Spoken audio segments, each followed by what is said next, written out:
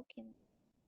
A very warm welcome to all my teachers, all the admins, and my fellow batchmates present over here. As we all know, today we are gathered here as a part of the lecture series that is being organized by the physics section of the MMB. And I would like to thank our respected Professor Neela ma'am to give us such an opportunity. After the internet and technology, our lives today move at a very fast pace.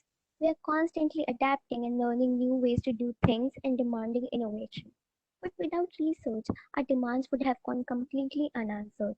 And hence, it becomes essential for us to understand the importance of research and take inspiration from those who are exploring new avenues through their research projects. Therefore, we have amongst us respected Dr. Shweta Singh, an alumni of our very own institute. She has completed her BSc from MMB and also done her MSc and PhD from BHU itself, and is currently working as an assistant professor in Mahatma Gandhi Central University. She has also qualified the joint CSIR UGC test for JRF language and also the GATE. CST Post Senior Research Fellowship has also been awarded to her. Ma'am, we are very thankful to you for joining us today, and we are sure we'll get to learn so many things from you. But anything would be incomplete without seeking the blessings of the founder of our institute, Mahamana Pandit Madan Mohan Malviji. So let's pay our tributes to him first.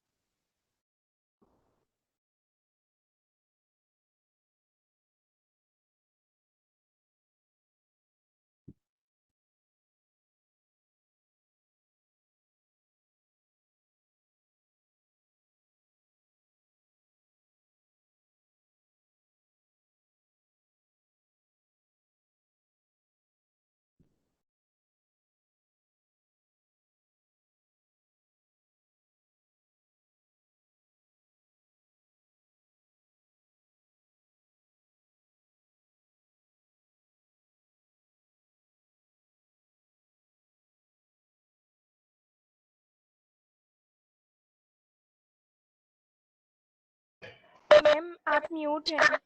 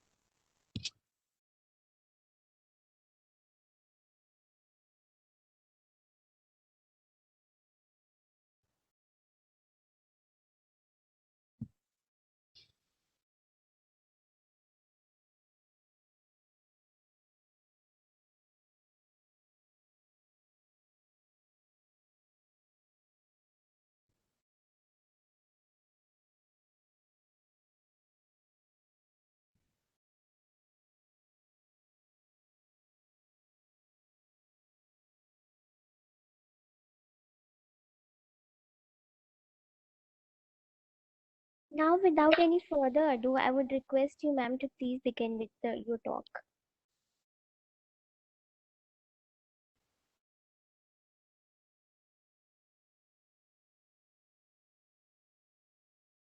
Yes, Shweta?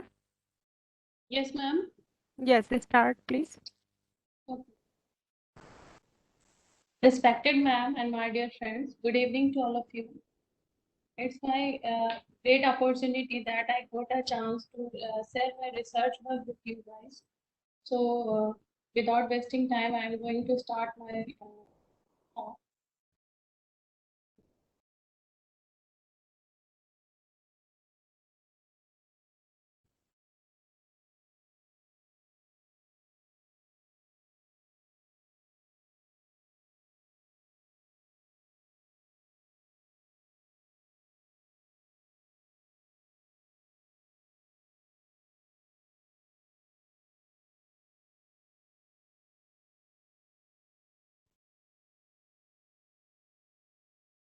Uh, Today, I'm going to give my talk on the topic investigation of exotic carbonate material, which is graphene aerogel for its energy storage application. This is my PhD work basically, and it is published in 2015 and 16. but it is a very interesting work, and my future work is also based on the same material. So I want to give a brief introduction about my research. So if you people have any query or question, then ask at the time. The outline of my talk includes introduction about carbon-based material with a special reference to graphene, because the exotic carbon-based material is graphene aerogel, which is the hybrid material of graphene and aerogel. So firstly, I'd like to discuss about graphene and its property, and with aerogel, and finally I want to discuss about graphene aerogel and its properties, followed by synthesis method and characterization. That is how to characterize graphene aerosol, that and its application in electromagnetic interference welding and hydro storage applications, and also the future scope of the graphene aerosol.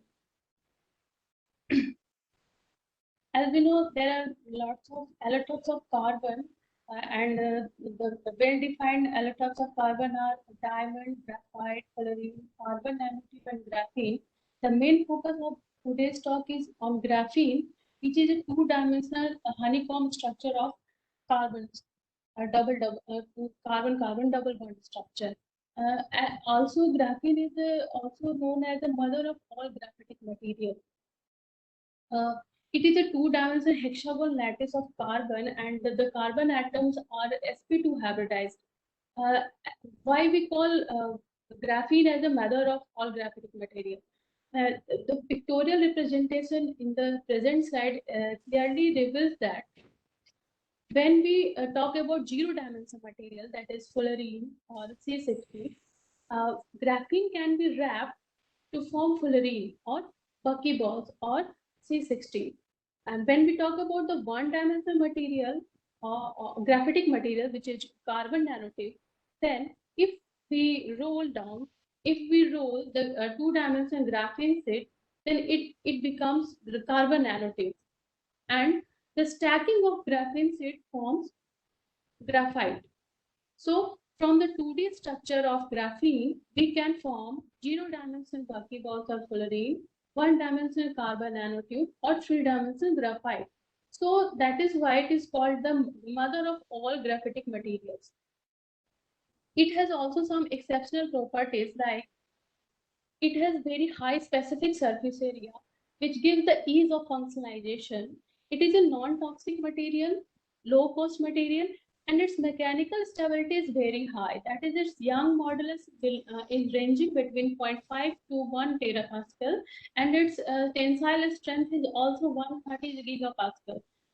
The picture on the right-hand side clearly reveals that it is a hypothetical picture, that 1 meter square hammock of graphene sheet can bear or could bear a support a 4 kg of cat, which clearly reveals the mechanical stability of the graphene. Now I would like to discuss about aerogel. What is aerogel? As the name suggests, aero plus gel means it is a jelly-like structure, but the pores of these gels are filled by air. Means the liquid in the gels are replaced by gas or air. So aerogels are firstly synthesized by Stephen Kessler in 1951. It is a highly porous sponge-like material derived by a Sol-Gel process and replacing the liquid component with gel or gas. So as the name suggests, aerogel means air and gel. It is a jelly-like structure, but it is a solid material, not a liquid and solid hybrid material. It is a solid material from which the liquids are replaced by gas or air. Some extraordinary properties of aerogel are: it is a highly thermal insulated material. Also, its electrical conductivity is very high. Its density is very low.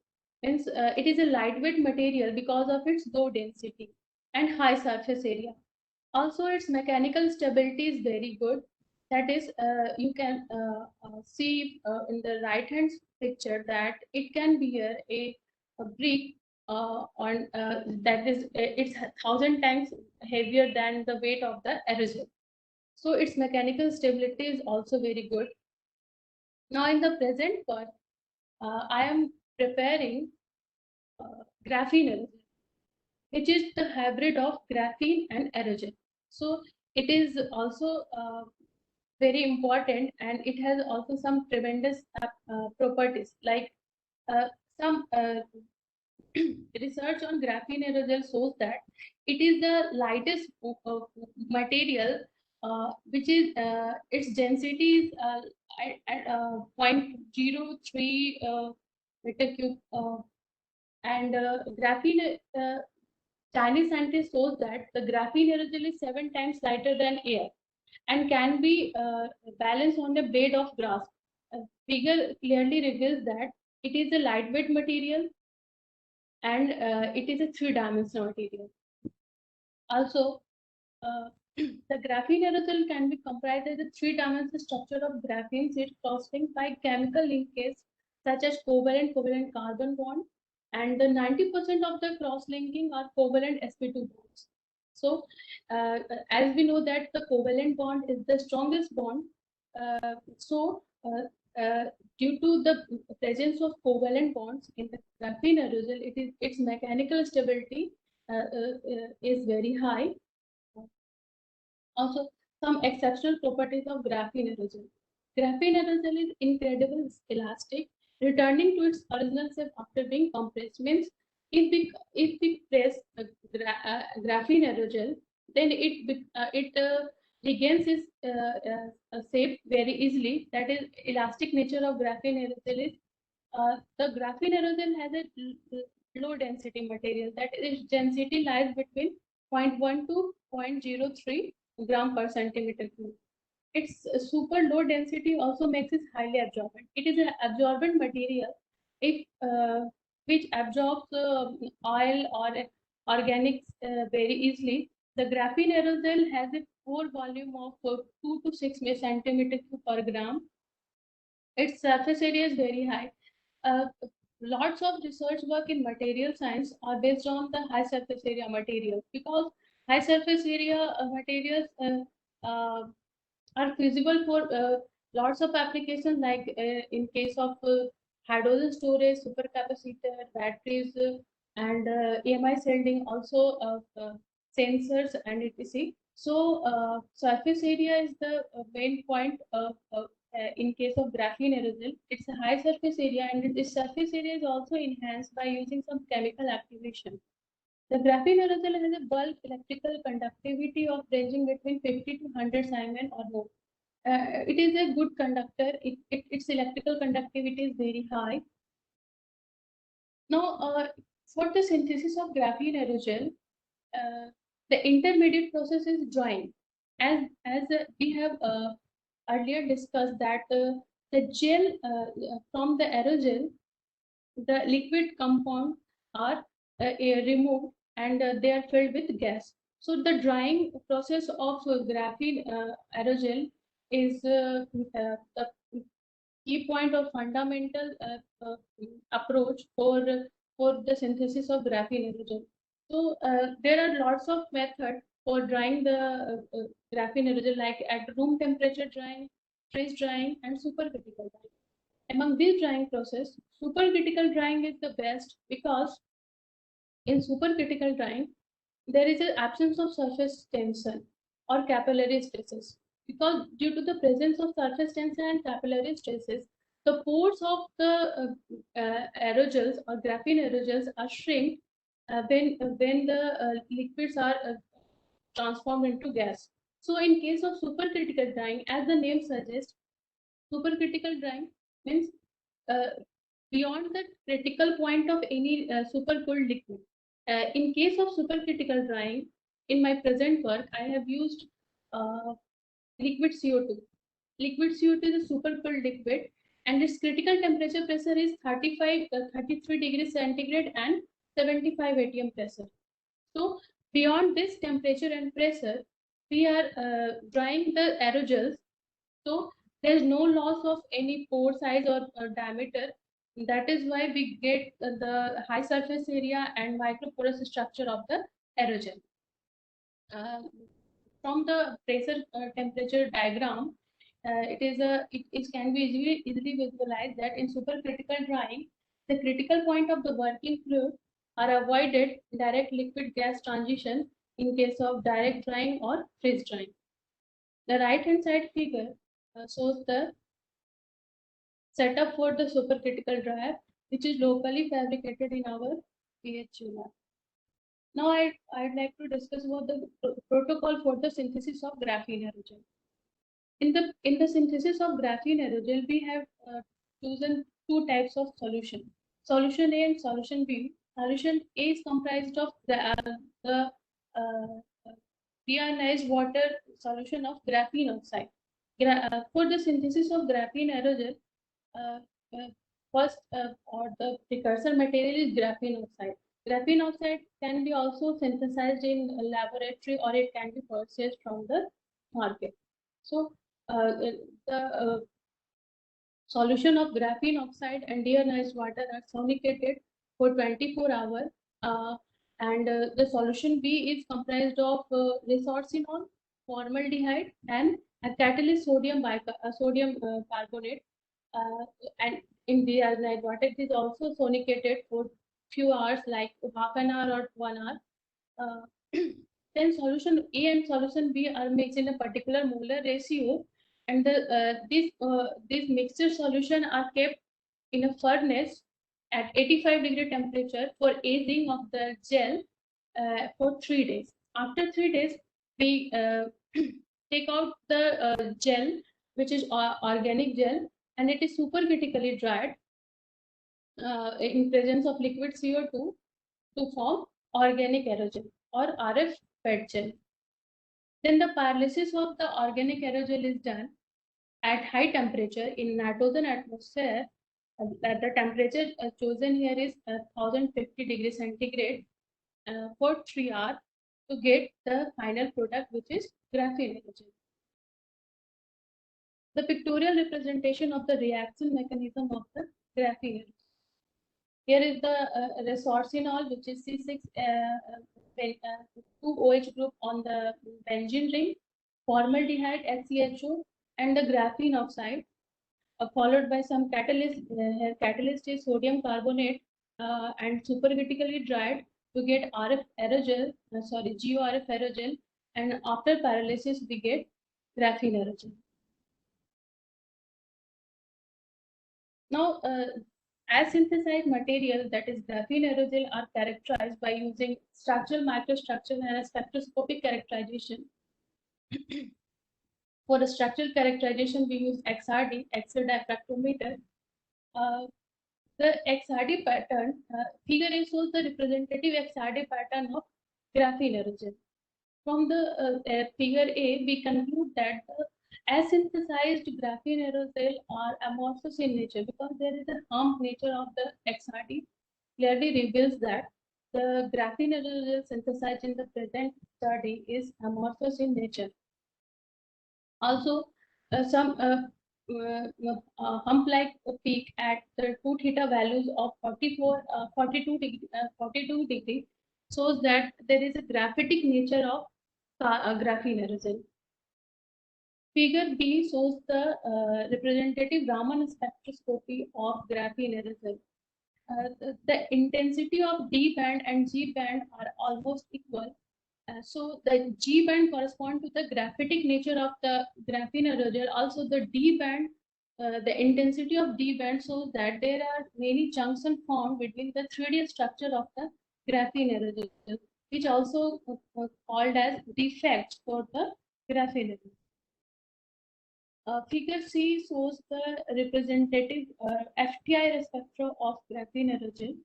The different peaks at various values of wave number, which is the hump-like structure at 3485 centimeter inverse, shows the presence of OH group in the graphene aerogel, hydroxylic group. It is also called hydroxylic group, and the peak at 1645 are the C double bond C, alkene nature of the graphene aerogel. Also, the peak at 31355 shows the some presence of the carboxylic group in the graphene aerogel, which also correspond to the carbonate material. Also, in figures D is the representative adsorption desorption isotherm of graphene aerogel, nitrogen adsorption desorption isotherm, also called the PET analysis of porous material.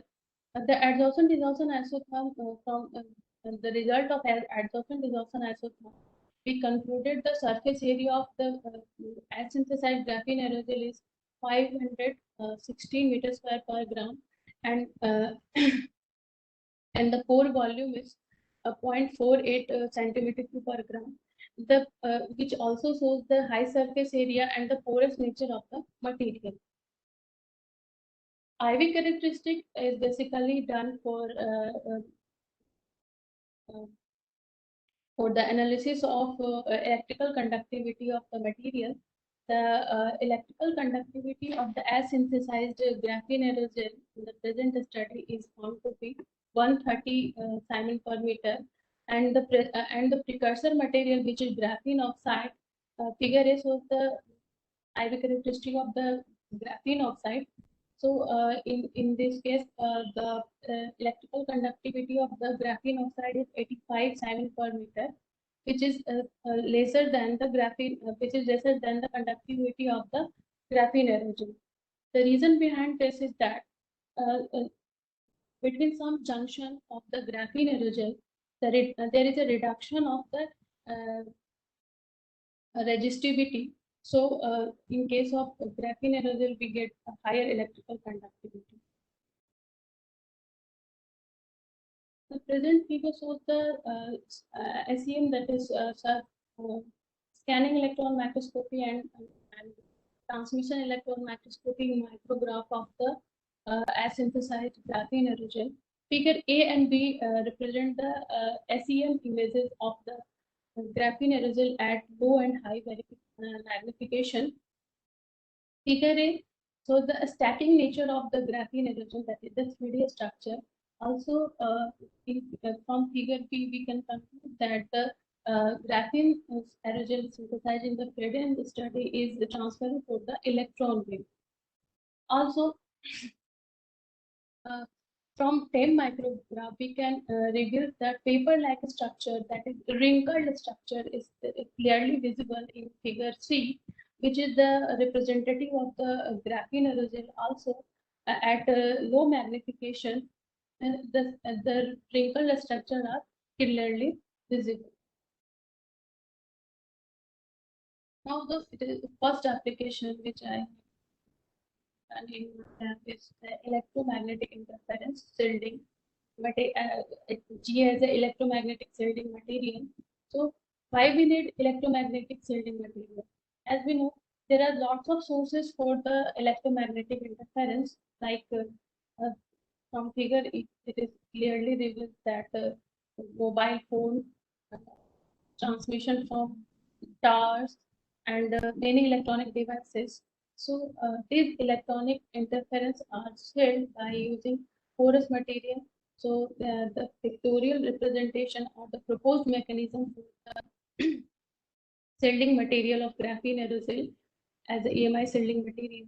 So from the proposed mechanism, we can easily see that electromagnetic waves are almost absorbed by the material, that is highly shielded, and very less of the electromagnetic waves are reflected back. So this pictorial representation clearly reveals that the graphene aerosol has very good shielding material. Uh, uh, Now I'd like to discuss for some motivation in the present research work. As we know that to protect the environment from EMI pollutants, which are mostly emitting from the electronic devices like the TV, computer, and mobile, electromagnetic shielding materials are highly desirable. So, from the past research, carbonaceous material like CNTs, carbon aerogel, carbon nanofibers, graphene, reduced graphene oxides are highly absorbing electromagnetic material. So motivated from this earlier research, I have proposed the novel structure of graphene aerosol with a very high specific area and porosity and low density for the promising 3D material in a high performance AMI shielding application. These are the results of the AMI shielding effectiveness. Basically, in for the shielding material, AMI shielding material, some properties like it is a good absorbent material. If the material is a good absorbent, then the shielding effectiveness is very good. So here is a comparative study of the parent material graphene oxide and the graphene aerogel. Figure A and B are the transmittance coefficient and the total shielding effectiveness. So from these figures, we can easily see that the uh, uh, absorption shielding effectiveness due to absorption has been found to be 14.5 to 18 decibel.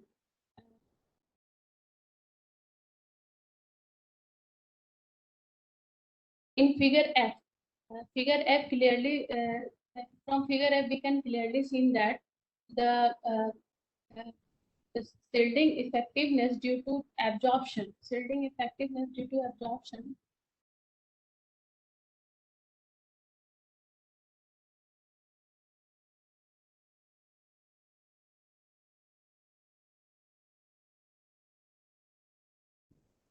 Shweta, we are not able to listen you.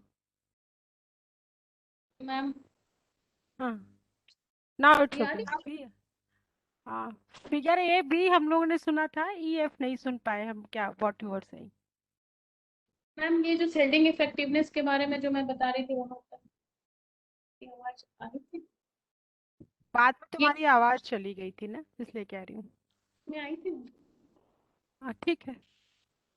इसकी पहले वाली slide. This slide, last two figures we were not able to listen. That's all finished. चलो next करो, बोलो। Ma'am ये slide कौन से slide से मैं मुझे बताना है? Slide number 70। नहीं, नेक्स्ट फिगर वाले में, इसमें भी हम लोगों ने शुरू का सुना था, ए और बी फिगर जब बता रही थी वो ठीक था, ई एफ पे जब पहुंची थी तब आवाज चली गई थी थोड़ी देर के लिए। एक्चुअली मैम वो मैं थोड़ा पॉइंटर से दिखाना चाह रही थी इस वजह से।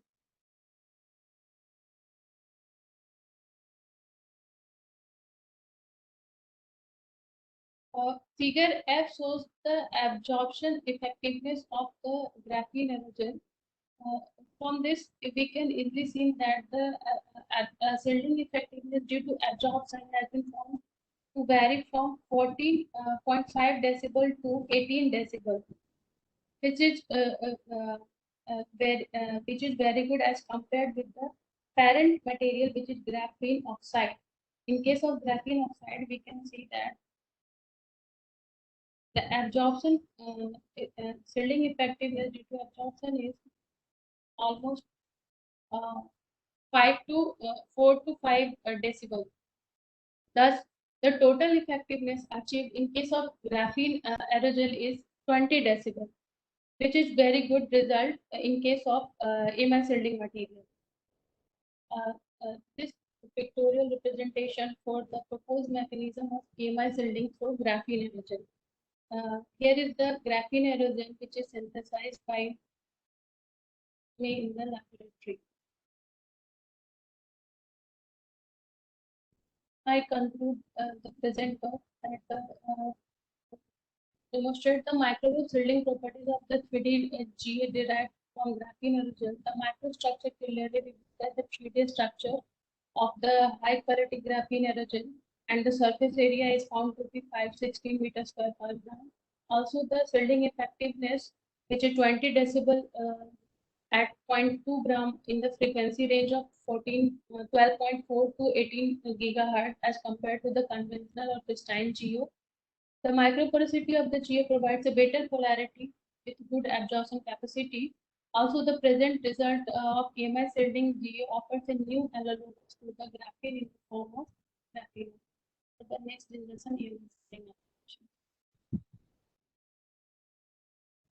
The second application of graphene aerogel as a catalyst for enhancing the hydrogen storage properties of the magnesium hydride. Magnesium hydride is a solid state solid material for storing the hydrogen in the solid state solid medium.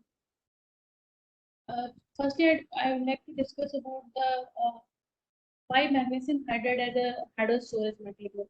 Then I will discuss about the graphene aerogel as a catalyst material for enhancing the hydrogen storage capacity of magnesium hydride.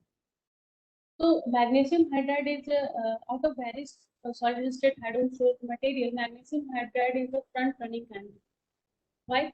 Because of its advantageous result, like it's a large deposition in the earth crust, low cost material. It is a very lightweight material, and its gravimetric and volumetric capacity is very high. For hydrogen storage material, for a good hydrogen storage material, the materials would have very high gravimetric and volumetric capacity. These are the desirable outcomes of the hydrogen storage material. But besides some advantages, magnesium hydride has also some issues, like it has very high desorption temperature. Means the hydrogen are released from magnesium hydride at very high temperature. Also, the activation energy is very high, and the slow kinetics of hydrogen adsorption and desorption. Hydrogens are time taking procedure. Kinetics simply means the rate of the reaction is very means high or low. So the slow kinetics means 1% of hydrogen per minute. These are some issues with magnesium hydride. So for storing the hydrogen in magnesium hydride, several approaches are taken, like addition of the suitable catalyst, alloying, making composites, or nanoconfinement. In the present study, we have used the catalytic addition of some suitable catalysts like graphene aerogel. So why graphene aerogel as a catalyst for hydrogen storage? As we have earlier discussed in our previous slide, that graphene aerogel is a highly porous material. It's had very high specific surface area and low density. So uh, these are the these, because of these properties, we can consider graphene aerogel as a catalyst for improving the hydrogen storage capacity of magnesium. Motivation behind this work is metal graphene nanocomposite as a in the present study we have decorate nickel nanoparticle on the surface of graphene aerogel for enhancing the or improving the kinetics of the magnesium hydride. So this work is the comparative study of graphene aerogel, catalyst as a graphene aerogel, and nickel decorated graphene aerogel. Synthesis protocol for the graphene aerogel. Graphene aerogel synthesis protocol is already discussed in the previous slide. So in this slide, I'm only discussing about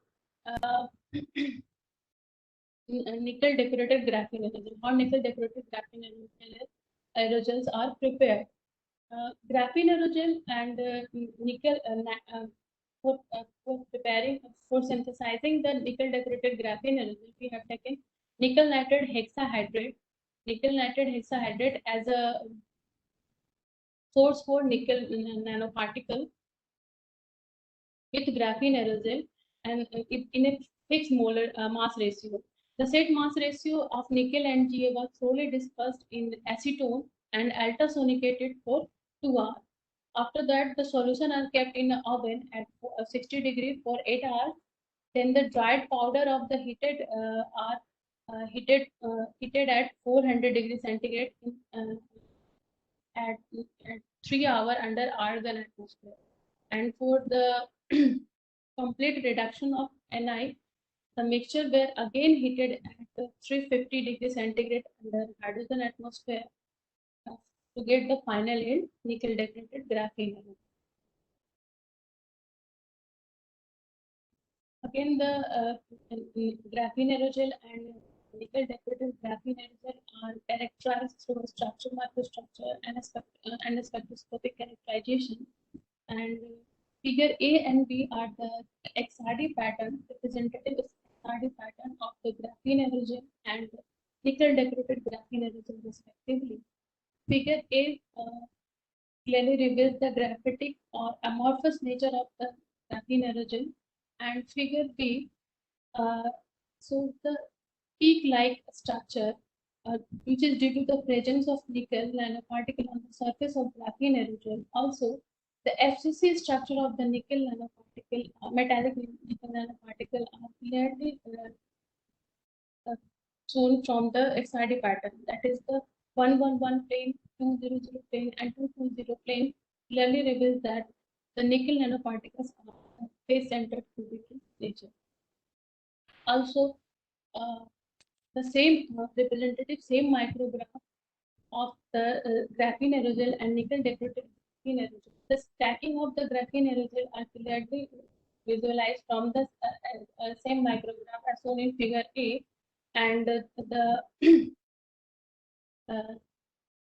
decoration of nickel nanoparticle from the figure B of the same micrograph, which is clearly shows that the nickel nanoparticles are decorated on the surface of the graphene aerogel. Because it the same micro shows the surface morphology of the material. Doctor Shweta मैं थोड़ा सा interfere करूं? जी ma'am, जी ma'am. Hello, हाँ, थोड़ा सा बच्चों को या थोड़ा सा स्टूडेंट्स जो पार्टिसिपेंट्स है because they are of undergraduate students, थोड़ा सा ये एक्सप्लेन करो कि ये जो सेम पे और एक्सआरडी का डाटा जो तुम यहाँ से सीधे ये बता रही हो कि यहाँ से हमको ये समझ में आया कि ये था, उसके बदले ये बताओ कि क्या थे, मतलब उसके साथ साथ में ये भी थोड़ा सा एक्सप्लेन कर दो कि क्या था, मतलब कैसे उसको वहां पे गए तुम। जी मैम। और थोड़ा सा अपना कैमरा ठीक कर लो, थोड़ा सा तुम्हारा स्पेस आधा आ रहा है। हाँ, नाउ इट्स ओके। मैम मतलब मुझे बताना कि XRD से कैसे हम एनालाइज करते हैं किसी मटेरियल को, कैसे हाँ, थोड़ा सा रफली, हाँ थोड़ा सा, बच्चे नए हैं ना, वो पढ़ेंगे तो उसको उस तरीके से विजुलाइज करेंगे, और सेम टाइम में भी क्या देखते क्या चीज हो तुम लोग। Okay ma'am, okay. तो जैसा कि अगर कोई भी मटेरियल हम लोग बनाते हैं, कोई भी सिंथेसिस करते हैं किसी मटेरियल का, तो जरूरी नहीं है कि वो मटेरियल हम सक्सेसफुली सिंथेसाइज कर लिए हैं, ठीक है। तो मैं एक छोटा सा मैम एग्जांपल, जैसे मैं अपने क्लास में बच्चों को समझाती हूँ उस तरह से समझाना चाहूंगी कि अगर मेरे पैर में चोट लगा तो मेरी हड्डी टूटी है या नहीं टूटी है, ये मैं नहीं बता सकती हूँ देख करके कि या तो दर्द हो रहा है या तो कभी एहसास हो रहा है, या आपके अंदर की फीलिंग है, मे भी आप कभी बता सको या कभी ना बता सको, लेकिन इसका कंफर्मेशन करना होता है तो आप डॉक्टर के पास जाते हो और उनसे कहते हो कि भाई मुझे पैर में चोट लगी है डॉक्टर, और आप मुझे बताइए कि मेरे जो स्वेलिंग हो रही है या मुझे जो चलने में प्रॉब्लम हो रही है, तो उससे क्या मेरा हड्डी ब्रेक किया है नहीं किया है। तो डॉक्टर आपको सबसे पहले क्या सजेस्ट करता है कि आप अपने पैर का या जहां भी आपको चोट लगा उसका एक्सरे कराइए, ठीक है। तो एक्सरे का जो रिजल्ट आता है वो देख करके डॉक्टर बताता है कि हड्डी कहीं से ब्रेक हुई है या नहीं हुई है। सेम प्रोसीजर होता है मटेरियल्स के साथ, मतलब मैं सिर्फ एक सिंपल सा एग्जांपल ले रही थी आप लोग को समझाने के लिए। तो कोई भी मटेरियल जो हम लोग सिंथेसाइज कर रहे हैं वो सक्सेसफुली सिंथेसाइज हुआ है या नहीं हुआ है, ये हम कैसे पता करेंगे। तो इसको पता करने के लिए हम लोग के पास बहुत सारे कैरेक्टराइजेशन टूल्स हैं, ठीक है। जैसे आप सीटी स्कैन करवाते हैं, सर में अगर चोट लगी हो, पैर में मतलब कहीं सर में अगर दर्द हो या कोई प्रॉब्लम हो, या पेट का होता है तो एंडोस्कोपी होती है, तो उसी तरह के बहुत सारे वो आपके ह्यूमन बॉडी के लिए कैरेक्टराइजेशन टूल्स हैं। उसी तरह से मटेरियल्स के कैरेक्टराइजेशन के लिए बहुत सारे कैरेक्टराइजेशन टूल्स होते हैं। जैसे आपका XRD हुआ, SEM हुआ, TEM हुआ। XRD क्या, एक्सरे डायफ्रैक्टोमीटर हो गया, SEM हो गया स्कैनिंग इलेक्ट्रॉन माइक्रोस्कोपी, TEM हो गया transmission electron microscopy, Raman spectroscopy, और भी बहुत सारे हैं। AFM होता है एटॉमिक फोर्स माइक्रोस्कोपी, और भी बहुत सारे कैरेक्टराइजेशन टूल है। XPS है जो भी मैं आगे के स्लाइड में डिस्कस करूंगी, एक्सरे फोटो स्पेक्ट्रोस्कोपी। तो इस तरह से बहुत सारे कैरेक्टराइजेशन टूल्स है जो different different characteristic of the material को रिप्रेजेंट करते हैं या पता करते हैं उसके बारे में। तो अगर हम कोई मटेरियल सिंथेसाइज कर रहे हैं, जैसे मैं बता रही हूँ कि मैंने ग्राफीन एरोजल सिंथेसाइज किया, ये ऑलरेडी किसी ने किया हुआ है या किसी ने नहीं भी किया होगा, जो फर्स्ट टाइम भी इस पर रिसर्च करेगा तो उसका कैरेक्टराइजेशन वो जरूर कराएगा कि ये मटेरियल की क्या कैरेक्टरिस्टिक है, क्या रिवील कर रहा है, क्योंकि हम ये इसका कैरेक्टराइजेशन करके ही पता कर पाएंगे कि इसकी क्या क्या प्रॉपर्टीज आपको पता चल सकती है। तो इसके लिए एक्सआरडी एक ऐसा टेक्निक है, अगर आपका कोई मटेरियल है, आपने पढ़ा होगा सॉलिड स्टेट फिजिक्स में कि ब्रैग्स लॉ पढ़ते हैं, 2d sin theta equal to n lambda, और उससे आपने ये भी पढ़ा होगा कि अगर बीएससी थर्ड ईयर के स्टूडेंट्स हैं लेक्चर में, तो उन्होंने ऑलरेडी पढ़ा होगा कि स्ट्रक्चर फैक्टर होता है और ज्योमेट्रिकल स्ट्रक्चर फैक्टर होता है। एक्सआरडी पिक्स जो आती हैं उससे क्या हम एनालिसिस कर पाते हैं, क्यूबिक स्ट्रक्चर है, फेस सेंटर्ड है, सिंपल क्यूबिक है, बॉडी सेंटर्ड है, ये सारे एक्सआरडी पैटर्न से हमको पता चल पाता है। अगर मटेरियल है, जैसे आप सॉलिड स्टेट फिजिक्स पढ़ते हैं, सॉलिड स्टेट मटेरियल, या आप मटेरियल साइंस की बात करें तो सॉलिड मटेरियल्स की ही बात हम लोग कर रहे हैं। तो बेसिकली इसके लिए एक्सआरडी एक बहुत ही प्राथमिक और बहुत इंपॉर्टेंट टूल होता है, जो कि हर एक मटेरियल के हम लोग लगभग करते ही करते हैं। ठीक है, तो ये मटेरियल जैसा आप जानते हैं कि अमॉर्फस और क्रिस्टलाइन दो तरह का होता है। ठीक है, तो अगर मटेरियल आपका अमॉर्फस होगा तो जो आपके एक्सआरडी पैटर्न आएंगे, जो आपके इंटेंसिटी वर्सेस 2 थीटा का ग्राफ आएगा, जो एक्सआरडी पीक्स आएंगे, वो आपके, अगर मटेरियल क्रिस्टलाइन है तो वो आपके पीक लाइक स्ट्रक्चर्स होंगे, जैसा कि आपका फिगर बी में आप देख सकते हैं जो स्लाइड में दिख रहा है। और अगर आपका अमॉर्फस मटेरियल है तो वो हम्प लाइक स्ट्रक्चर होता है। अब ये पीक और हम्प का क्या रीजन होता है, ये भी मैं थोड़ा सा डिटेल में बताना, मतलब थोड़ा सा ब्रीफली बताना चाहूंगी कि आपने पढ़ा होगा कि क्रिस्टलाइन मटेरियल्स जो होते हैं वो लॉन्ग रेंज ऑर्डरिंग होती है और अमॉर्फस मटेरियल में शॉर्ट रेंज ऑर्डरिंग होती है। तो ये ब्रॉड और शार्पिंग का कुछ इसका कॉन्सेप्ट होता है, जो कि आप और मतलब सॉलिड स्टेट के बुक को पढ़ेंगे तो आपको और समझ में आएगा। और ये बहुत सारे फैक्टर्स होते हैं। तो बेसिकली, और ग्राफिटिक नेचर, मतलब ये जो आपके पर्टिकुलर किस एंगल पे पीक की वैल्यू आ रही है, ये जो आपका इंटेंसिटी का ग्राफ है वो किस 2 थीटा वैल्यू के कॉरेस्पॉन्ड कर रहा है। जैसे आपने देखा होगा कि मैंने यहाँ पे लगभग 22 डिग्री के आसपास में जो पीक आई है या हम पाया है, उसको मैंने 200 प्लेन से रिप्रेजेंट किया है। ठीक है, तो इसका एक जेसीपीडीएस करके एक सॉफ्टवेयर होता है जिसमें कि बहुत सारे 2 theta value, intensity versus 2 theta values के लिए एचकेएल प्लेन के वैल्यूज गिवन होती है, उससे इसको मैच कराए कि अगर हमारा 2 थीटा का वैल्यू अगर 22 आ रहा है, 22.5 आ रहा है, ठीक है, तो उसके कॉरस्पॉन्डिंग कौन सा पीक आएगा। ठीक है, तो सॉरी, एच के एल की क्या वैल्यू होगी, तो ये आपका जो पैरेंथेसिस में लिखा हुआ एच के एल का वैल्यू है, यही आपका रिप्रेजेंट करता है, आपका मिलर इंडाइसिस है, जो कि कुछ बच्चे अगर सॉलिड स्टेट फिजिक्स पढ़े होंगे तो उसमें पता होगा कि मिलर इंडाइसिस होता है, जिसको अगर हम पैरेंथेसिस में लिखते हैं तो वो प्लेन को रिप्रेजेंट करता है। तो ये आपका प्लेन 200 प्लेन, 100 प्लेन। अब यहाँ पे देखिए 44 के आसपास में ये वाला पीक आ रहा है जिसको हमने 101 प्लेन से रिप्रेजेंट किया है। तो ये सारे प्लेन्स है जो एक पर्टिकुलर चीज को बताती है कि हाँ, अगर यहाँ पे ये वैल्यू आया है तो इस मटेरियल का क्या नेचर होगा, फिर उसको आपको एनालाइज करना होता है। ठीक है, हम मटेरियल साइंटिस्ट इसी सब चीजों को एनालाइज करके बता पाते हैं कि जो आपका सिंथेसाइज मटेरियल है वो एज इट इज बना है या नहीं बना है, कि कोई कमी रह गई है। अगर आपका ये इस पर्टिकुलर वैल्यू पे ये पीक्स नहीं आएंगे, एचकेएल प्लेन्स नहीं आएंगे, तो आप फिर देखना होगा कि आपने जो पैरामीटर यूज किया है मटेरियल को सिंथेसाइज करने के लिए, वो कहीं कुछ गलत तो नहीं हो गया है।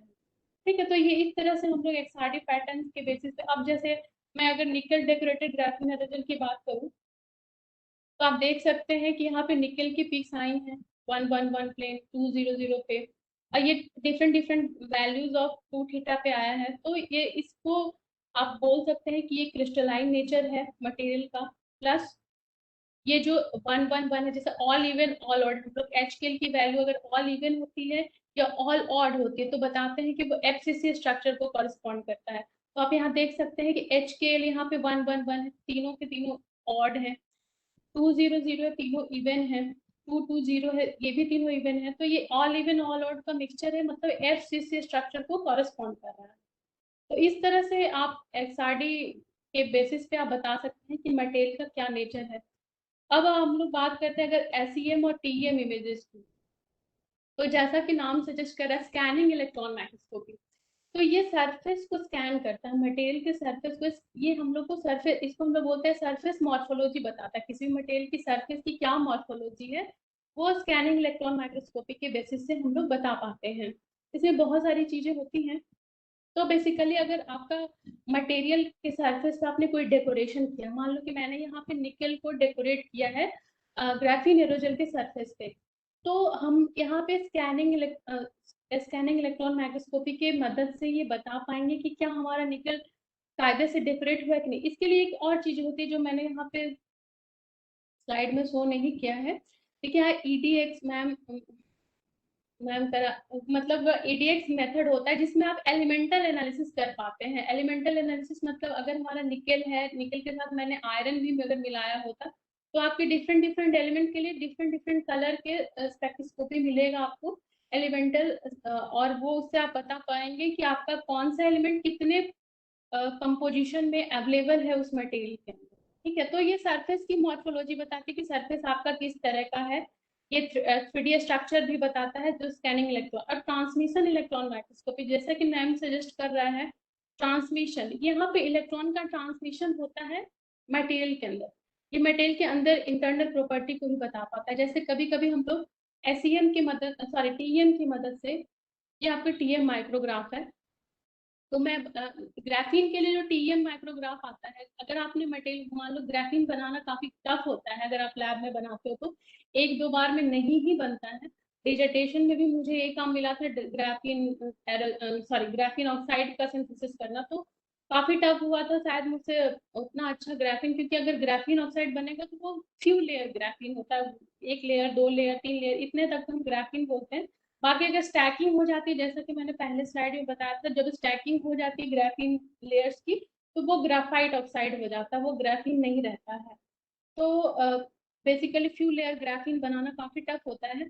तो जो अगर आपका फ्यू लेयर ग्राफीन बना, ठीक है, तो उसका जो टीएम माइक्रोग्राफ आएगा, वो आपका कुछ रिंकल्ड स्ट्रक्चर आएगा, जैसा मैंने अपने पिछले स्लाइड्स में दिखाया है।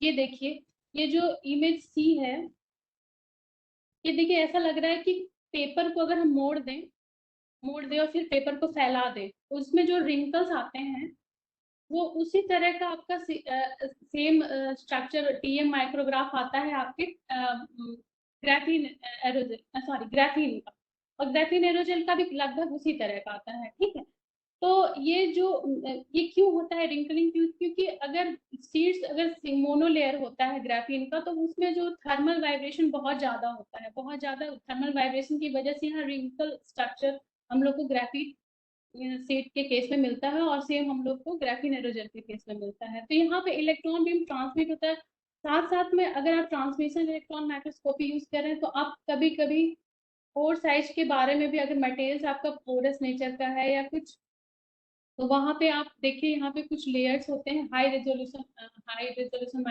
जो आपका टीएम माइक्रोग्राफ होता है, एचआरटीएम जिसको कहते हैं, वहां पे आप दो लेयर्स के बीच का गैप क्या है, बैंड गैप क्या है, दो दो ग्राफीन शीट के बीच का, वो भी बता सकते हैं। और भी बहुत सारी जानकारी हम लोग टीएम माइक्रोग्राफ के द्वारा किसी भी मटेरियल का बता पाते हैं। उसके साथ साथ देखिए, जो मेरा ये प्रेजेंट स्टडी है निकल और निकल सॉरी ग्राफीन एरोजेल और निकल डेकोरेटेड ग्राफीन एरोजेल का, यहाँ देखिए आप, कुछ इस तरह का आपको पैटर्न भी मिल रहा है, जिसको हम लोग सिलेक्टेड एरिया डायफ्रैक्शन पैटर्न बोलते हैं, जो कि इमेज आपका जो सी है, सी के लेफ्ट हैंड साइड में जो यहाँ पे ब्लैक कलर का कुछ देख रहे होंगे कि दिख रहा है, और यहाँ पे रिंग्स टाइप के स्ट्रक्चर, डॉटेड डॉटेड रिंग्स दिख रहे हैं, इसको सिलेक्टेड एरिया डायफ्रैक्शन पैटर्न बोलते हैं। कोई भी एरिया एक हम सेलेक्ट करते हैं मटेरियल का, और उसका हम लोग डायफ्रैक्शन पैटर्न लेते हैं, तो उससे पता चलता है कि आपका जो, इस रिंग को भी आप लोग प्लेन्स के रूप में आप इसको देख सकते हैं। ठीक है, ये आपका हम का अगर नेचर आया तो अमॉर्फस मटेरियल है, ये रिंग पैटर्न में आता है तो अगेन हम लोग कहते हैं कि आपका क्रिस्टलाइन मटेरियल है।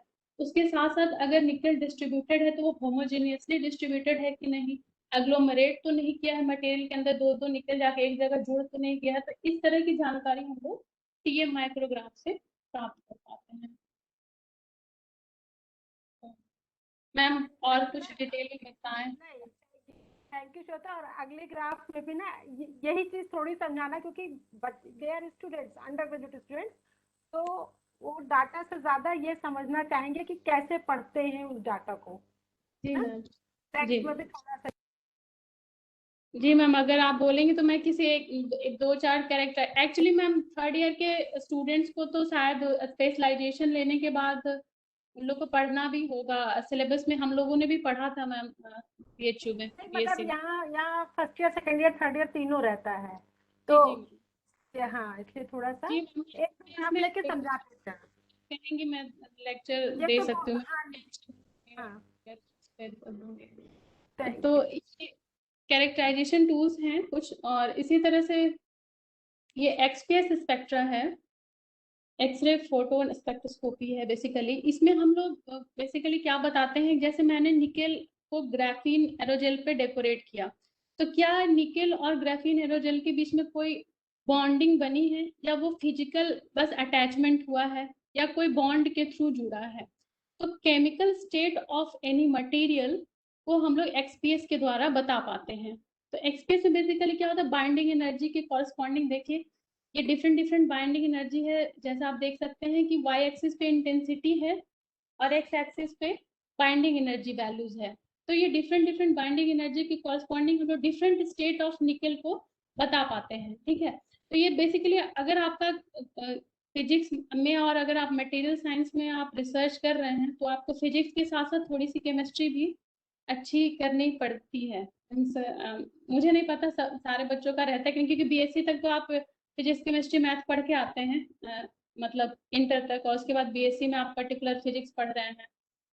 तो केमिस्ट्री भी थोड़ा सा, अगर आप मटेरियल साइंस में जाना चाहते हैं, तो क्योंकि आपको बाइंडिंग एनर्जी वैल्यू, अब ये 2p स्टेट क्या होता है, यहाँ पे आपके इलेक्ट्रॉनिक कॉन्फ़िगरेशन पता होना चाहिए उस मटेरियल का, और उसके कॉरस्पॉन्डिंग आपको पता होगा कि भाई केमिकल बॉन्डिंग हुई है कि नहीं हुई है।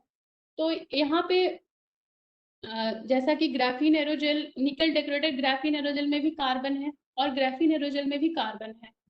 तो यहाँ पे एलिमेंटल एनालिसिस होता है बेसिकली। जैसे अगर मैंने एक मटेरियल बनाया था FeCONi का एलॉय बनाया है, क्योंकि वो रिसर्च वर्क मैं इसमें डिस्कस नहीं करी हूँ, लेकिन वो मेरा रिसेंट रिसर्च वर्क है, पब्लिश्ड है। तो FeCONi 3 एलिमेंट हैं, तो तीनों का अलग अलग आपका Fe के कॉरस्पॉन्डिंग आपका XPS आएगा, निकल के कॉरस्पॉन्डिंग आएगा, और कोबाल्ट के कॉरस्पॉन्डिंग आएगा। तो यहाँ पे हम लोग एलिमेंटल एनालिसिस करते हैं। तो अगर हमारा निकल डेकोरेटेड ग्राफीन एरोजेल में कार्बन प्रेजेंट है, तो कार्बन का हम लोग देखें कि निकल डेकोरेटेड ग्राफीन एरोजेल में XPS डाटा किस तरह का आ रहा है। सिमिलरली अगर ग्राफीन एरोजेल है तो उसमें भी कार्बन है, तो उसके कॉरस्पॉन्डिंग भी हम देख रहे हैं कि हमारा XPS डाटा, जो आपका फिगर बी और सी है, आप देख सकते हैं कि फिगर बी और सी दोनों C1S का ही डाटा है, लेकिन एक तो आपका है ग्राफीन एरोजेल से, और जो फिगर सी रिप्रेजेंट कर रहा है, और फिगर बी जो है वो निकल डेकोरेटेड ग्राफीन एरोजेल के कॉरस्पॉन्डिंग है, जो कार्बन 1s स्टेट है। तो इन दोनों फिगर को दिखाने का यहाँ पे बेसिक मतलब ये है कि यहाँ आप देख सकते हैं कि बाइंडिंग एनर्जी की शिफ्टिंग हुई है।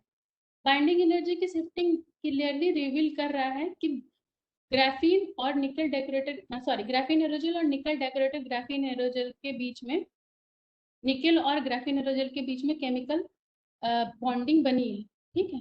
तो ये इससे हम लोग बता सकते हैं एक्सप्रेस डाटा के बेसिस पे कि यहाँ इन दोनों के बीच में केमिकल स्टेट फॉर्म हुआ है।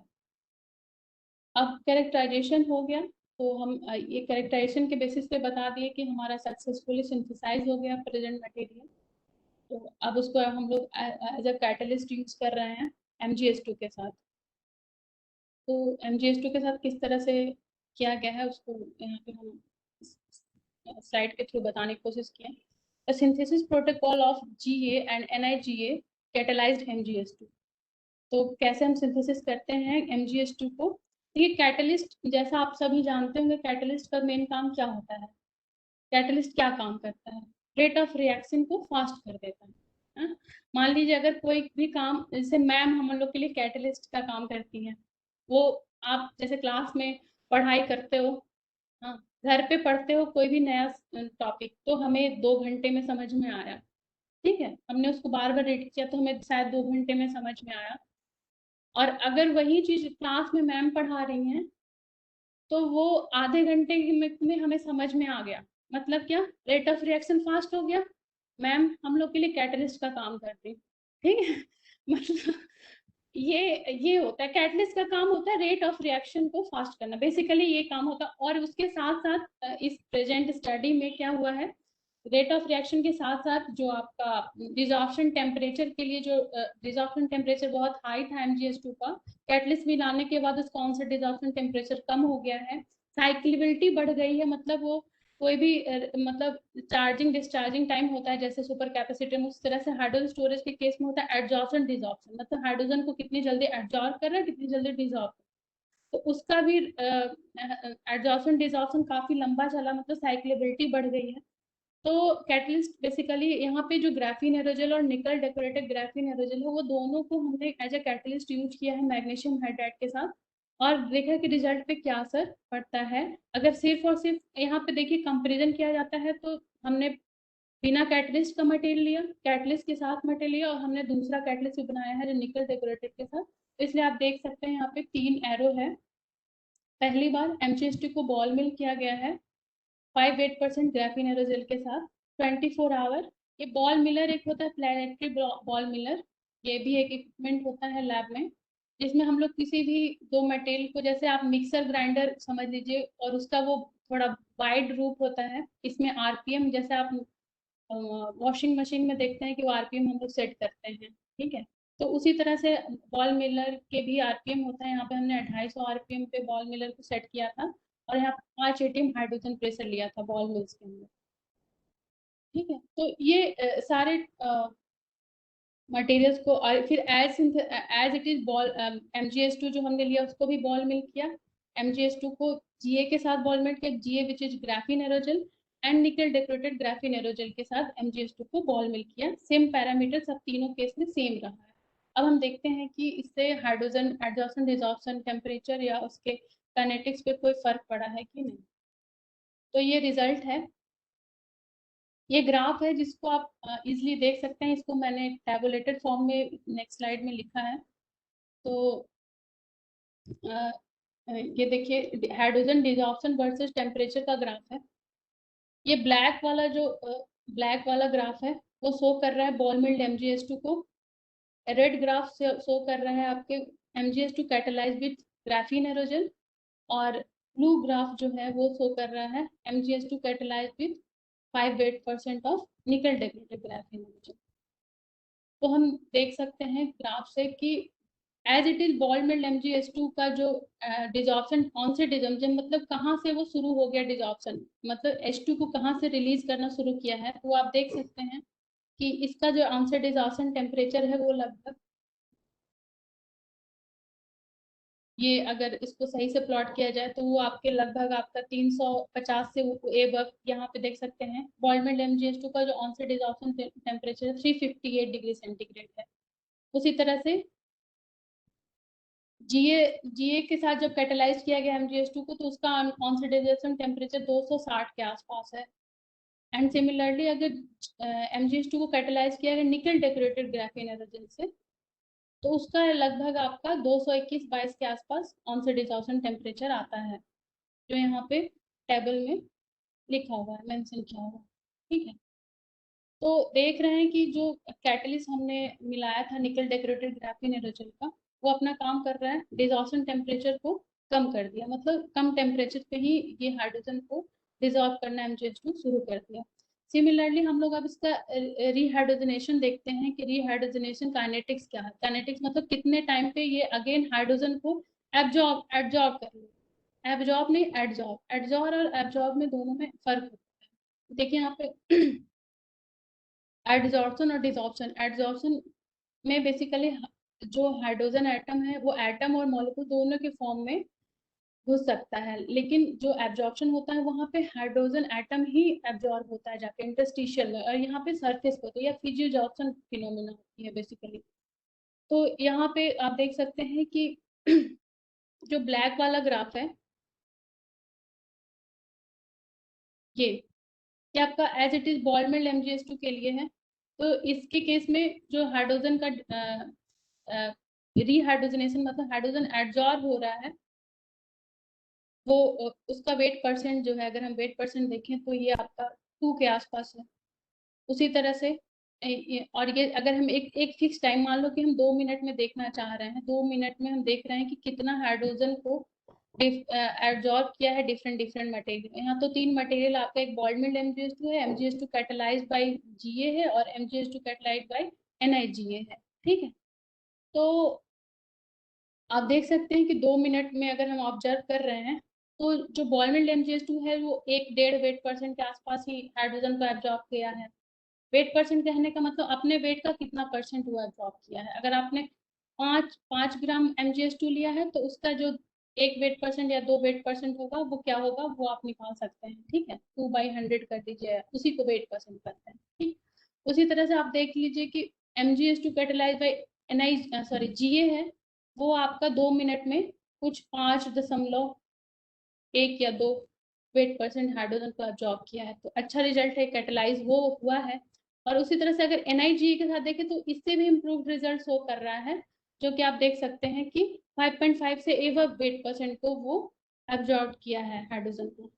तो हम लोग यहाँ से फाइनली कंक्लूड कर पाते हैं कि जो NiGa है वो as a better catalyst work कर रहा है। सिमिलरली हम लोग डिहाइड्रोजन काइनेटिक्स भी देखते हैं उसी तरह से, कि हम लोग कितने टाइम पे कितना हाइड्रोजन रिलीज कर रहा है same material, different different material. ठीक है, तो डिहाइड्रोजन काइनेटिक्स भी अगर हम लोग देखना चाहे तो हम लोगों को ये पता चलता है कि जो MgS2 है NiGa से जो कैटालाइज्ड है, उसकी डिहाइड्रोजन काइनेटिक्स सबसे बेटर है, मतलब वो कम टाइम में ज्यादा हाइड्रोजन को रिलीज कर रहा है। अगेन साइक्लेबिलिटी अगर हम देखें तो यहाँ पे आप ग्राफ में देख सकते हैं, मैंने 27 साइकिल तक रीहाइड्रोजन और डिहाइड्रोजन साइकिल को चलाया है, तो ऑलमोस्ट नो लॉस, मतलब यहाँ पे आप देख सकते हैं 0.01 लॉस हो रहा है वेट परसेंट का। मतलब ये एज अ गुड कैटलिस्ट, जो हम लोग देखिए 3 मटेरियल आपने एनालाइज कर लिया कि हाइड्रोजन डिहाइड्रोजन किसका अच्छा आ रहा है, तो जो बेटर रिजल्ट शो करता है उसके साथ हम लोग फर्दर काम करते हैं और साइक्लेबिलिटी चेक करते हैं कि इस मटेरियल की साइक्लेबिलिटी कैसी है, कि ये कई साइकिल तक अपने आप को रिटेन कर पा रहा है कि नहीं कर पा। तो हम लोगों को ये पता चलता है, हमने देखिए 28 साइकिल बहुत होता है, 4-5 दिन का समय लग जाता है, इससे ज्यादा हम लोग देख नहीं सकते लैब में। तो ये देखा गया कि 28 साइकिल तक ये एज इट इज रिटेन कर रहा है अपने आप को, मतलब इसकी साइक्लेबिलिटी भी बहुत अच्छी है after catalysing MgS2 with NiC। और ये आफ्टर साइक्लेबिलिटी और वॉल मिलिंग हमने इसका XRD और TEM एनालिसिस किया है।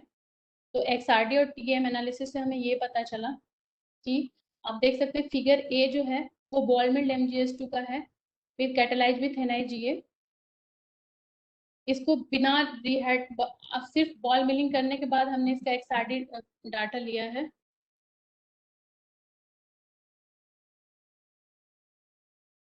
तो मैम मेरी आवाज आ रही है? हाँ बढ़िया। हाँ मैम मेरी ठीक है, आवाज आ रही है? तो ठीक है, it was going for nice. Yes Shweta, it's okay, it was going nicely. Uh, तो ये XRD पैटर्न से हमें ये पता चल रहा है। देखिए यहाँ पे हमने पैराफिल्म, क्योंकि MgS2 जो होता है वो काफी, मतलब आप इसको ओपन एटमोस्फेयर में नहीं रख सकते हैं, आग लग जाती है। ठीक है, तो इसको हम लोग ग्लव बॉक्स के अंदर इसका एक्सपेरिमेंट करते हैं MgS2 का। ठीक है, और जितना भी काम होता है इसको लोडिंग डिलोडिंग हम लोग जितना भी मटेरियल को करते हैं वो ग्लव बॉक्स होता है, एक एनर्ट एटमोस्फेयर समझ लीजिए। ग्लव बॉक्स में हम लोग एनर्ट एटमोस्फेयर में काम करते हैं। ठीक है, तो इसमें हम लोग जब इसका XRD कराएंगे तो भाई इसको हम लोग निकालेंगे ग्लव बॉक्स से बाहर और XRD के उस चैम्बर में रखेंगे। उसके लिए उसमें पैराफिल्म का लेयर लगाते हैं। पैराफिल्म लगाने से क्या होता है, पैराफिल्म एक इंसुलेटेड मटेरियल का काम करता है, मतलब वो बाहर के एटमोस्फेयर से MgS2 को बचाता है। तो यहाँ पे आप देख सकते हैं कि प्लस प्लस साइन से कुछ जो पीक आए हैं वो पैराफिल्म के पीक हैं। और यहाँ पे हम लोगों को XRD पैटर्न में जो डिफरेंट इंटेंसिटी पिक्स मिल रहे हैं वो MgS2 और NiGa का है, जो कि प्रेजेंस ऑफ MgS2 मतलब मिलिंग के बाद भी MgS2 एज इट इज है और Ni का प्रेजेंस है, ये XRD पैटर्न शो कर रहा है। और अगर हम लोग 28 साइकिल के बाद जो हमें मटेरियल मिलता है MgH2 का, तो रीहाइड्रोजन, देखिए यहाँ पे डिहाइड्रोजन मटेरियल लिया गया है, मतलब MgH2 से H2 को रिलीज किया गया, रीहाइड्रेटेड मटेरियल है, तो वहां पे सिर्फ और सिर्फ Mg के पिक्स आ रहे हैं, मतलब ये साइक्लेबिलिटी अच्छे से हुई है, कोई एग्लोमरेशन नहीं हुआ है, और कैटलिस्ट भी 28 साइकिल के बाद भी एज इट इज प्रेजेंट है। तो ये पता चल रहा है कि ये जो मटेरियल है वो एक हाइड्रोजन स्टोरेज के लिए एक बेटर मटेरियल के रूप में मतलब यूज किया जा सकता है। यहाँ पे हम लोग हाइड्रोजन को स्टोर कर सकते हैं। ठीक है, हम और उसी तरह से हमने TM माइक्रोग्राफ से भी सेम चीज को प्राप्त किया है।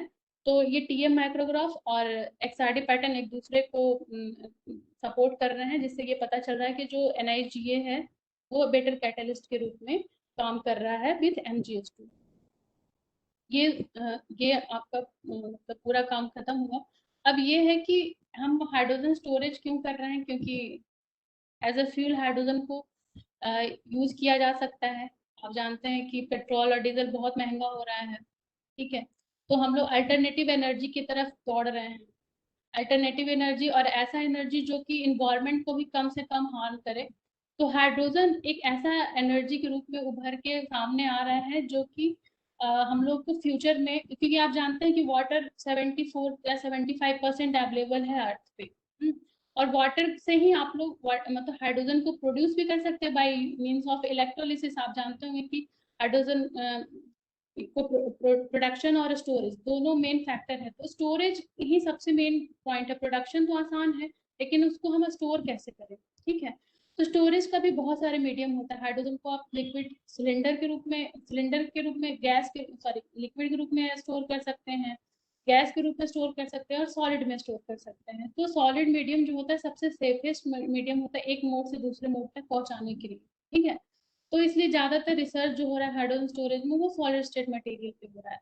अब सॉलिड स्टेट मटेरियल पे भी ऐसे मटेरियल पे हो रहा है जो लाइट वेट हो, चीपेस्ट हो, और उसके डिसएडवांटेजेस कम हो, ठीक है। तो इसी पे ये फर्दर रिसर्च बढ़ रहा है। तो मेरे रिसर्च का दो दो दो एप्लीकेशन मैंने आप लोग के साथ शेयर किया, जो कि एक हाइड्रोजन स्टोरेज पे था और दूसरा EMI सीडिंग। जैसे आप मोबाइल फोन और लैपटॉप तो आजकल मतलब हर घर में है, गांव हो या शहर हो, तो इलेक्ट्रोमैग्नेटिक वेव्स जो उससे निकलते हैं वो बहुत हार्मफुल होते हैं हम लोगों के लिए, मतलब ह्यूमन बींग के लिए। तो उस वेव्स को शील्ड करने, आप जो मोबाइल फोन आजकल जो भी यूज हो रहा है उसमें एक EMI शील्डिंग मटेरियल जरूर लगा रहता है, ताकि जो आपके जो EM वेव्स वहां से निकले वो उसी में एब्जॉर्ब हो जाए। पहले आप सुनते होंगे कि जब शुरू शुरू मोबाइल फोन आया था तो लोगों को ये बोला जाता था कि सर के पास रख के ना सोए, क्योंकि उसमें से जो वेव्स निकलता है वो मतलब माइंड को इफेक्ट करता है, ठीक है। तो वही सारे वेव्स को एब्जॉर्ब करने की जरूरत है, जो कि मेरे पहले काम में मैंने बताया कि EM वेव्स को किस तरह से हम सील्ड कर रहे हैं, मतलब उसको रोक रहे हैं, ठीक है। और रोकने के लिए ऐसा मटेरियल, अगर कोई मटेरियल आपने लिया, पहले मेटल्स के को लिया जाता था, मेटल्स को लिया, मेटल रिफ्लेक्ट कर दे रहा है, मेटल मतलब उस चीज को आ रहा है उसको रिफ्लेक्ट कर रहा है, जब रिफ्लेक्ट कर दे रहा है तो कहीं ना कहीं जाके वो तो एब्जॉर्ब होगा। अगर वो आपके ऊपर जाके पड़ा तो वो गलत है। इसलिए हम लोग को absorbing material as a shield, EMI shielding के लिए लेना चाहिए। तो इसके लिए हार्ड ये जो ग्राफीन एरोजेल है वो पोरोसिटी और हाई सरफेस एरिया की वजह से हाईली एब्जॉर्बेंट मटेरियल के रूप में देखा गया है। मतलब मैंने इस पे काम किया है। और ये आपका दूसरा जो है हार्डन स्टोरेज मटेरियल, तो ये मेरा काम था। और इसके फ्यूचर स्कोप भी हैं ग्राफीन एरोजेल के, जैसे सुपर कैपेसिटी। इस पे मेरा एक काम है लेकिन वो अभी तक कंप्लीट नहीं हुआ है, इसलिए मैं उसको शो नहीं करी। Optical sensor, membrane, catalyst support, water purification के रूप में भी हम लोग इसको, क्योंकि अब जान रहे हैं कि ये एब्जॉर्बिंग मटेरियल है, इसलिए वाटर में जो भी मतलब जो आपके काम की चीजें नहीं उसको एब्जॉर्ब कर लेता है। तो वाटर प्यूरिफिकेशन में भी ग्राफीन एरोजेल का बहुत सारा यूज है, लिथियम आयन बैटरीज में है। तो ये सारे इसके फ्यूचर स्कोप हैं।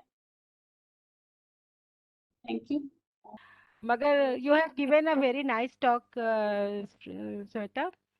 And I'm sorry that although you are our today's speaker, but I can only call you Shweta. It's very difficult for me to call you Dr. Shweta नो, से, क्योंकि मुझे भी बहुत ऑड लगा।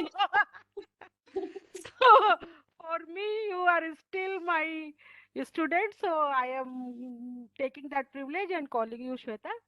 So I'm yes very thankful to you that you have told all those things. And actually, this talk series which I have started with the BHU alumnus is that it is especially to I have started it by keeping in mind that in science you have to have connections. So now these girls are familiar to you. They are knowing that okay, some of my senior is working in this field and he is somewhere, she is somewhere somewhere, and what she is using, and if we want to ask about these things, I can contact you her. Yes. So that is वो उनको वो छूट मिले और वो that comfortable feeling of comfort उनको मिल सके कि हाँ कोई है जिनके पास हम जा करके हम पूछ सकते हैं अगर हमें इस फील्ड में काम करना है तो मैंने पहले सोचा, जब मैं इससे पहले, मैं अभी भी बुलाती हूँ, काफी सीनियर प्रोफेसर्स को बुलाती थी जो बहुत सीनियर होते थे। तो होता क्या था कि ये बच्चे उनके संग उतना कंफर्टेबल नहीं। अब मैंने इसीलिए इस बार ये प्रोग्राम का पूरा कराने की जिम्मेदारी भी इन्हीं लोग को दे रखी है। So they are discussing in the group, they are in contact with you, so they may feel a little bit comfortable in future whenever they come into the field of research. They will feel comfortable in contacting you and asking you if they want to ask something about it, if they want to get some papers from you कि हाँ हमें इस पे काम करना है।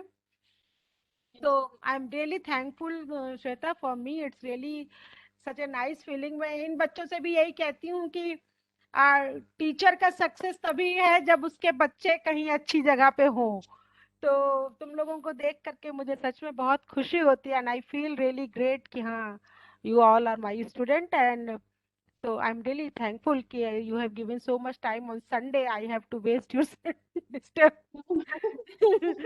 But okay, thank you very. Research he discuss किया ma'am आपके थ्रू। आपको पता है बेबी के साथ साथ बहुत ज्यादा कुछ हो नहीं पाता है। No, I can understand. I can understand, but you have given this much time because my main concern is that they have not got an exposure on this because they are undergraduate students, so they are not very much able to accept whatever science is being told. But all those who are vigilant, who want to work in this field, they get the knowledge from here, then the Google search, they see the video 100 times on YouTube, and then they start thinking about them, and then they start asking me. Of course they start asking me कि madam इसका क्या होगा, madam उसका क्या होगा. So that's why I preferred that I will start a lecture of alumni so that they can go and freely ask you कि madam आपने उस दिन ये लेक्चर दिया था, हमको ये नहीं समझ में आया, या हम इसके बारे में और जानना चाहते हैं, या हम इसके बारे में पेपर चाहते हैं, तो that will be a great help for them ना. Thank you very much. Thank you बेटा. Okay बेटा, bye bye. Okay बेटा. Thank you,